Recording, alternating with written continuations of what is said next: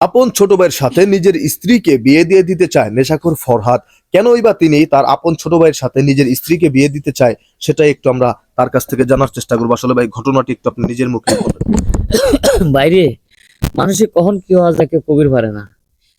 আমার বন্ধু এদের পিছনে কিন্তু বসে আছে, একসাথে দুজন গাম খাইছি, বাবা খাইছি, হিরোইন খাইছি, তারপরে ডাইল খাইছি, দেন ওর কিছুই হয় নাই, অথচ আমার ধ্যান দৌড়ে গেছে। কেন? বড় লোক মানুষের সওয়াল। ওর ধরেন বাপের টিয়া বসে আছে, ধরেন ভালো মন্দ খায়, আমি তো আর খাবির পারি না, গরিব মানুষ কামলা দিয়ে খাই। আমার বন্ধু খারাপ লয়, ভালো মানুষ। আমার যখন টিয়া থাকে নাই, আমার গাম এনে দিছে, ফ্রি খাওয়াইছে। অনেক সময় ধরে ডাইল আনিয়ে কিনে আনছে, আমাকে খাওয়াইছে। এত ভালোবাসার বন্ধু। এখন আমি আর মাছ পোলাই ডাক্তার কইছে মরে যাবো। এই জন্য চিন্তা করলাম যে আমার বউ আমার জন্য খুব কষ্ট করে নাই, আমি ঠিক মতো খাবির দেই নেই, মায়ের দর করছি, তাও আমাকে ছাড়িয়ে চলে যায় নাই। এই জন্য এই সংসারটা তৈরি করার জন্য আমার ছোট ভাইরে বুঝাইছি, ওরে বুঝাইছি যে ওর হাতে তুলে দেই, বিয়ে শাদী দিয়ে আমি মরে গেলে যাতে শান্তি পাই। যাই হোক দর্শক, আপনারা দেখতেই পারলেন, আসলে খুবই দুঃখজনক একটি ঘটনা। এই যে আপনার হাজবেন্ড আপনার দেবরের সাথে আপনার বিয়ে দিয়ে দিতে চাচ্ছে, কারণ তিনি মারা যাবে, প্রচন্ড পরিমাণ নেশা করতো, এক সময় নেশা আসক্ত ছিল। এ ব্যাপারে আসলে আপনি কি বলতে চান?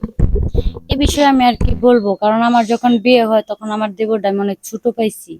তো বড় টড়ো করলাম পাইলা নিয়ে, এখন কেমনে সম্ভব আমার দেবরের সাথে আমি বিয়ে বসবো? আমার পক্ষে এটা সম্ভব না।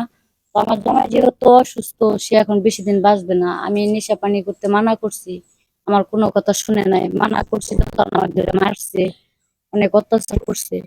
এখন বুঝতেছে, কিন্তু যাই বলুক আমি দেবরের কাছে বিয়ে কখনোই বসবো না।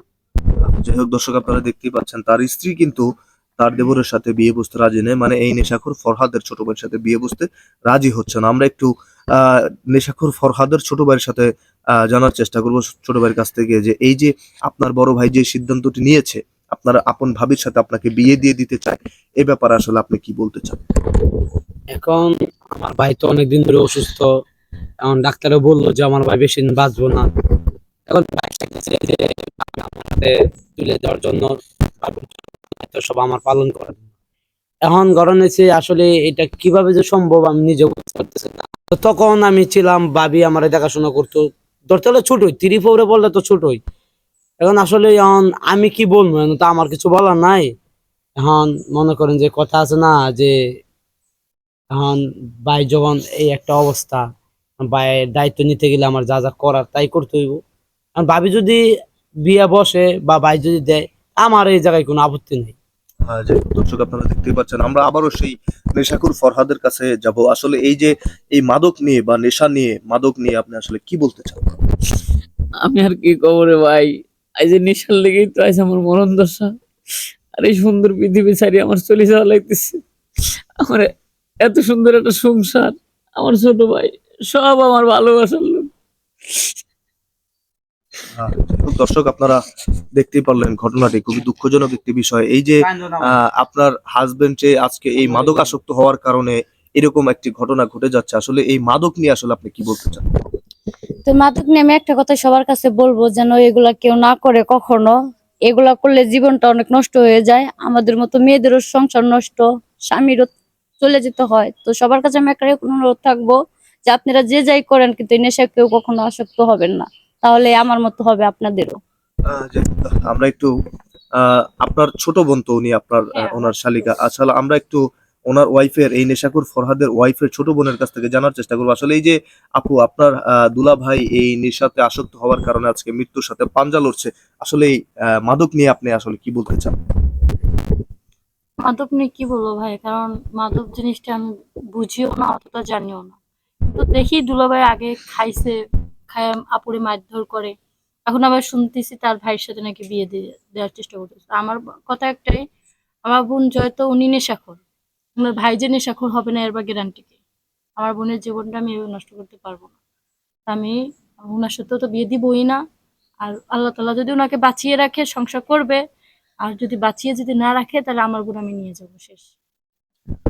যাই হোক দর্শক, আপনারা দেখতেই পারলেন যে এই ভদ্র মহিলার ছোট বোন কিন্তু তাকে এই নেশাখোর ফরহাদের ছোট ভাইয়ের সাথে বিয়ে দিতে রাজি হচ্ছে না, কারণ তার দাবি বড় ভাই যেহেতু নেশাখোর, ছোট ভাইও হয়তোবা নেশাখোর। আসলে এই যে আপনার বড় ভাই এই মাদকে আসক্ত হবার কারণে আজকে আপনার সাথে আপনার ভাবিকে বিয়ে দিয়ে দেওয়ার সিদ্ধান্ত নিচ্ছে, এই মাদক নিয়ে আসলে আপনি কি বলতে চান? ভাই মাদক নিয়ে বিষয়টা হচ্ছে গা, মাদকের এখানে কোনো প্রশ্ন আসে না যে মাদক যে এটা সেবন না করাই ভালো। বাইরে আমি অনেক বলছি, কারণ আমি তো ছোট ভাই, ছোট ভাইয়ের কথা কি আর বড় ভাই শুনে? যে জায়গায় ভাবির কথা শুনে না, এই জায়গায় আমার কথা কেমনে শুনবে? এখন গরম হয়েছে, নেশার জাতি খারাপ, নেশার জাতি করে না, নেশার জাতি খারাপ। নেশা ভালো না, নেশা করা খুব খারাপ জিনিস। দর্শক আপনারা দেখতেই পারলেন যে এই মাদকে আসক্ত হবার কারণে কিন্তু এই ফরহাদের জীবনে আসলে ঘটে যাচ্ছে অন্যরকম একটি ঘটনা। তার আপন ছোট ভাইয়ের সাথে তার বউকে বিয়ে দিয়ে দিতে চাচ্ছে। তো আমাদের বাংলাদেশে এরকম ঘটনা এভেলেবেল ঘটে যাচ্ছে। মাদকে আসক্ত হবার কারণে একটি সুন্দর ফুলের মতো সাজানো সংসার নষ্ট হয়ে যাচ্ছে। সবকিছু মিলিয়ে আপনারা যারাই মাদকে আসক্ত আছেন তারা অবশ্যই মাদক থেকে বিরত থাকুন। আমাদের বাংলাদেশকে সুন্দর একটি মাদক মুক্ত বাংলাদেশ গড়ে তুলুন।